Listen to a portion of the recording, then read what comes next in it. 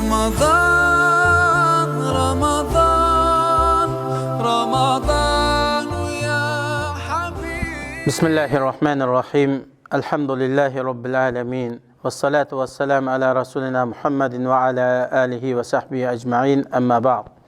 Assalamu alaikum ve rahmetullahi ve berekatuhu. Hürmetli ustazlar ve kırındaşlar.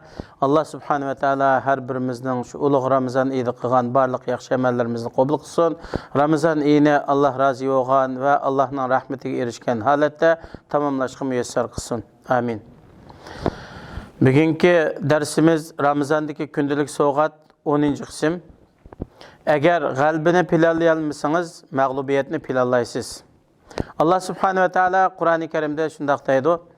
Euzu billahi mineşşeytanirracim. Ve qatiluhum hatta la tekunu fitneten ve yekuna dinu lillah. Fe in intahav fela udvana illa ala'z zalimin. Ayetinin tercümesi ta ki ziyankeşlik tügen ve Allah'ın dini yolu koyulğanğa kadar ular bilen uruşanlar. Eğer ular uruşun toxtasa, zulüm kılgıçlardan başkalarga düşmanlık kılışqa bulmaydı. Ey müminler, Müslümanlar için dinde fitne bolmağanğa, Allah'a şerik keltirmegenge, din halis Allah için bolğanğa kadar, Allah'a Allah'ın gayri qetip ibadet kılınmağanğa kadar, haddidin aşkıcı müşriklarga karşı uruşunu davamlaştırınlar. Ular Allah'a kafir boluştun ve sizlerge karşı uruş kılıştın kol yığsa, sizler mi ularga karşı uruş kılıştın kol yığanlar. Azap ve ceza fakat küfrünü ve düşmanlıkını davamlaştırganlarga boladı. Peygamberimiz sallallahu aleyhi ve sellem mındaq degen, istiğfarının en katısı, ey Allah, sen menin Rabbim, senden başka ibadetke layık hiç hak mabud yok. Sen meni yarattın, men senin benden. Men küçümden yetişçe sana bergen vədemde ve ahdemde turmen. Kılgan işimden yamanlığından sana sığınıp panalık dileymen. Senin bana ata kılgan nimetlerini itiraf kılmen. Kılgan hatalıklarım ve günahimni itiraf kılmen.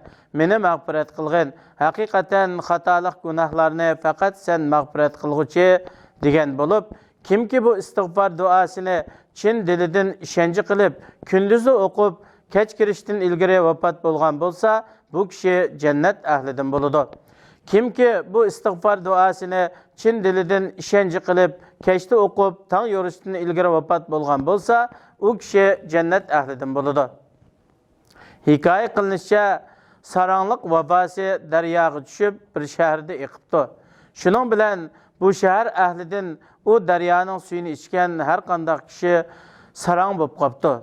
Bir top saranglar cuglaşıp, akıl meller düşünmeydiğin til bilen sözleşidiken, padişah vabağı duç gelip saranglık bilen küreş kıptı.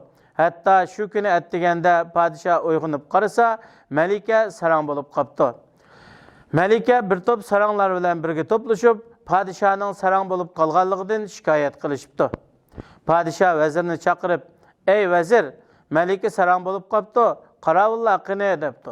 Vezir, ey padişahim, qaravullar mı sarang bolup kaptı depti.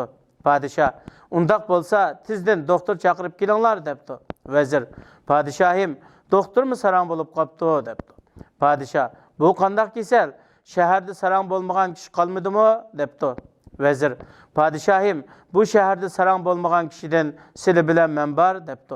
Padişah, vay Allah, men saranglarga tolgan bu şehirde qandaq hükümranlık kılımen depti.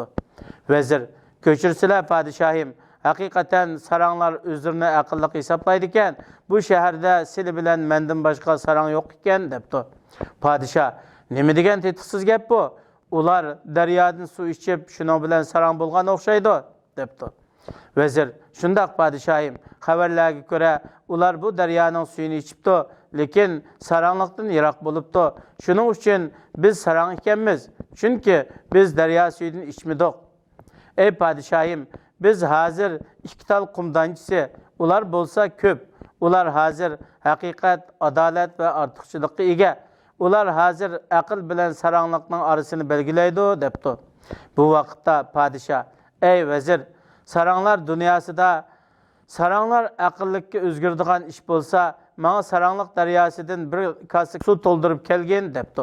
Hakikaten tallaş kıyın, özü bir işki kanaat kılmasa, yoki o'zi bir ishga qanoat qilsa, o'zining qanoatini boshqalarning qanoatidan tamoman farqli bo'lganda, sizning orzuyingiz atrofdagi reallikdan bak yuqori bo'ladi. Boshqalarga taslim bo'lamsiz, reallikka bo'ysunamsiz, daryoning suyidan ichamsiz. Ularning biri sizga falani va falani xato qilib o'tibdi, yolg'iz sizlar to'g'ri qilyapsiz desa, bu aqlga uyg'unmi? Bu so'zni sizga qaratgan vaqtda shuni bilingki, sizga ichish uchun stakanda suv tanlagan bo'ladi. Siz xizmat o'rniga kuchlik iroda bilan yuqori g'oyaga yetish uchun natija qozonman deb kirgan vaqtingizda, keyin kelgan xizmat ishingizning utuq qozonganligini ko'rasiz. Kamtar kishi taraqqiy qiladi, yuqori o'rlaydi. Siz o'z o'rningizda qolasiz. Shuning bilan sizning yuksak g'oyalaringiz, orzuyingiz to'xtab qolindi. Natijangiz azlab ketamdi. Stakandagi suvni ichamsiz. Hikmat: agar g'albini pilallay olmasangiz, mag'lubiyatni pilallaysiz. Duo: Robbimiz, biz o'zimizga zulm qildik. Agar sizlar bizni mag'firat qilmasalar va bizga rahmat qilmasalar, biz haqiqatan ziyon tortquchilardan bo'lib ketamiz. Fikr: siz ilgari qilib boqmagan oilangizga, qo'shnilaringizga, jamiyatingizga, vataningizga va islom ummatiga foydasi tegadigan har qanday bir yangi ish bo'lsa, qilib tajriba qilib biqing. Siz o'zi kichik, lekin ta'siri cho'ng bo'lgan ish to'g'risida fikr qiling. Siz kishilarda qilgan xizmatingizning ta'sirini ko'rganda xursandlikni his qilasiz. Robbimiz bizni ummat uchun, millat uchun, din uchun va vatan uchun foydali xizmatlarni qilg'ili muyassar qilsalar. Vassalamu alaykum va rahmatullohi va barakatuh. Ramadan